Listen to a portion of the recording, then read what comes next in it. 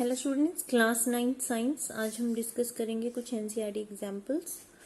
तो एग्जाम्पल 11.7 देखो। Two girls each of weight 400 newton climbs up a rope through a height of 8 metre. We name one of the girl A and other B.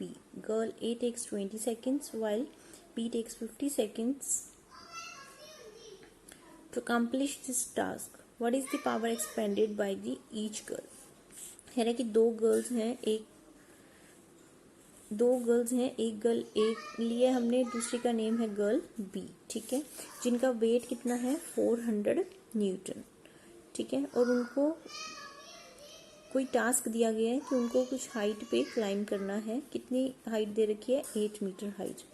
Girl ए को 20 second लगते हैं और girl B को 50 second लगते हैं उस task को complete करने के लिए। हमें क्या फाइंड आउट करनी है? पावर। देखो पावर कैसे निकलेगी। सबसे पहले वेट हमें दिया हुआ है mg 400 न्यूटन फर्स्ट गर्ल के लिए, ठीक है। उसके बाद डिस्प्लेसमेंट जो है वो कितनी है, हाइट उसको कितना जाना है, 8 मीटर जाना है। टाइम कितना लेगी वो? 20 सेकेंड। तो पावर क्या होगी? Work done upon time taken. So work done जो है वो किसके इक्वल होगा? Force into displacement. और फोर्स किसके इक्वल होगा? mg के। तो mg h, जितनी हाइट उसको क्लाइम करनी है, तो mg h upon time taken t। तो बस यहाँ पे mg की वैल्यू कितनी दी है? 400 Newton into 8 upon 20। So 160 what इसकी क्या आ गई है? पावर आ गई है। तो केस बी देखें हम, गर्ल बी के लिए mg होगा फिर से 400, हाइट फिर से 8 मीटर, बट इस टाइम t की वैल्यू क्या दी है? 50 सेकेंड दी है। तो पावर क्या हो जाएगी? mg h by T. So it comes out to be 64 watt. तो इसका मतलब power expended by girl A is 160 watt and power expended by girl B is 64 watt, ठीक है। नेक्स्ट एग्जाम्पल देखो। Boy of mass 50 kg runs up a staircase of 45 steps in 9 seconds. If the height of each step is 15 centimeter, find this power. And G is given as 10 meter per second square. Boy है, उसका मास कितना है? 50 kg। उसको stair case मतलब सीढ़ियां चढ़ना है, जिसका स्टेप्स कितनी है? 45 सीढ़ियां उसको चढ़नी है। कितने टाइम में वो चढ़ता है? 9 सेकेंड के अंदर, ठीक है। हाइट जो है हर सीढ़ी की कितनी है? 15 सेंटीमीटर। जी की वैल्यू आपको दे रखी है। अब क्या करेंगे? देखो पावर कैसे निकालेंगे। वेट कितना है? वेट कैसे निकलता है? Mass into acceleration due to gravity. तो mg हमें सिर्फ क्या दिया है? मास दिया है, नॉट वेट। तो वेट निकालने के लिए क्या करेंगे? जी से मल्टीप्लाई करेंगे तो 500 न्यूटन इसका क्या आ गया है? वेट आ गया है, ठीक है। और हाइट आपको स्टेयरकेस की निकालनी है। एक सीढ़ी की हाइट कितनी है? 15 सेंटीमीटर। और कितनी सीढ़ियां हैं? 45। तो इसको मल्टीप्लाई कर देंगे तो कितना आ गया? ये 6.75 मीटर, ठीक है। क्योंकि ये सेंटीमीटर में था तो इसको मीटर में कन्वर्ट किया पहले, ठीक है। उसके बाद टाइम कितना लगेगा? 9 सेकेंड। तो पावर जो है वो किसके इक्वल आ गई है? mg h by T.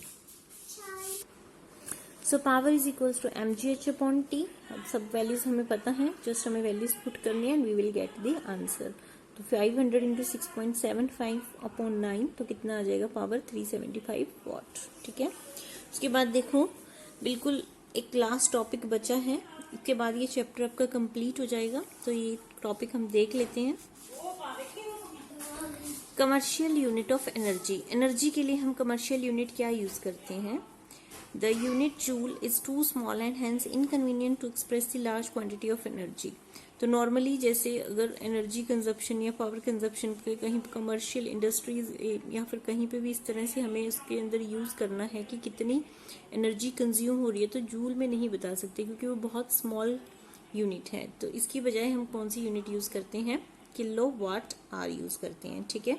So what is 1 kilowatt hour? 1 kilowatt hour क्या होता है? Let us say we have a machine that uses 1000 joule of energy every second. If this machine is used continuously for 1 hour, it will consume 1 kilowatt hour of the energy. वो कह रहे हैं कि हम 1 kilowatt our समझने क्या होता है। तो उसके लिए इसने बोला कि अगर एक मशीन है वो 1000 जूल ऑफ एनर्जी जो है वो यूज करती है एवरी सेकेंड, ठीक है। एक मशीन है जो कितनी एनर्जी यूज कर रही है, 1000 जूल एनर्जी यूज कर रही है एवरी सेकेंड, पर सेकेंड में, ठीक है। If the machine use continuously for 1 hour, अगर हम उसी मशीन को 1 घंटे के लिए यूज करेंगे तो 1 घंटे में वो कितनी एनर्जी कंज्यूम कर लेगी, 1 किलोवाट आवर एनर्जी कंज्यूम कर लेगी, ठीक है। सो 1 किलोवाट आवर जो है उसको हम किस तरह से लिखेंगे in terms of joule. 1 kilowatt hour is equals to, इसको पहले हम वाट में कन्वर्ट करेंगे, 1 किलो वाट को वाट में कन्वर्ट करेंगे तो क्या करेंगे, 1000 से मल्टीप्लाई, और आर को सेकंड में करेंगे तो 3600 से मल्टीप्लाई। तो ये आ गया हमारे पास 3.6 इंटू 10⁶ जूल्स, ठीक है। So energy used in households, industries and commercial establishments are usually expressed in kilowatt hour. तो अगर हमारे हाउस होल्ड बिल्स पे या फिर इंडस्ट्रियल या फिर इस तरह से कोई कमर्शियल एस्टेब्लिशमेंट के लिए एनर्जी की कंजप्शन देखनी होगी तो उसको किस तरह हम एक्सप्रेस करेंगे, किलोवाट आवर में एक्सप्रेस करेंगे, ठीक है। For example, electrical energy used during a month is expressed in terms of units.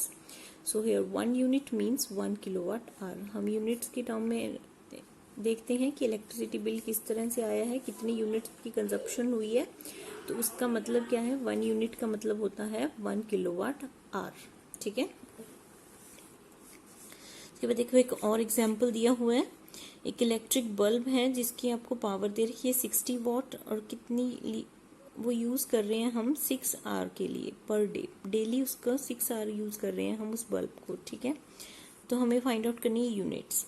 So calculate the units of energy consumed in 1 day by the bulb, एक दिन में वो कितनी एनर्जी कंज्यूम कर रहा है। तो पावर जो है वो उसको पहले हम किलोवाट में कन्वर्ट करेंगे, तो इसको क्या करेंगे हम 1000 से डिवाइड करेंगे। टाइम आपको दे रखे है 6 आवर, तो एनर्जी क्या होगा, पावर इनटू टाइम टेकन। तो पावर आपको पता है, टाइम टेकन आपको पता है, बस जस्ट आपको मल्टीप्लाई करना है। तो ये आ जाएगा 0.36 किलोवाट आवर। तो 1 किलोवाट आवर किसके इक्वल होगा, 1 यूनिट के। तो energy consumed by bulb is 0.36 units, ठीक है। तो ये आपका चैप्टर कंप्लीट हो चुका है। बस आपको इसके एनसीईआरटी क्वेश्चंस अच्छे से अपनी कॉपी में लिखने हैं और याद करने हैं, ठीक है। Thank you.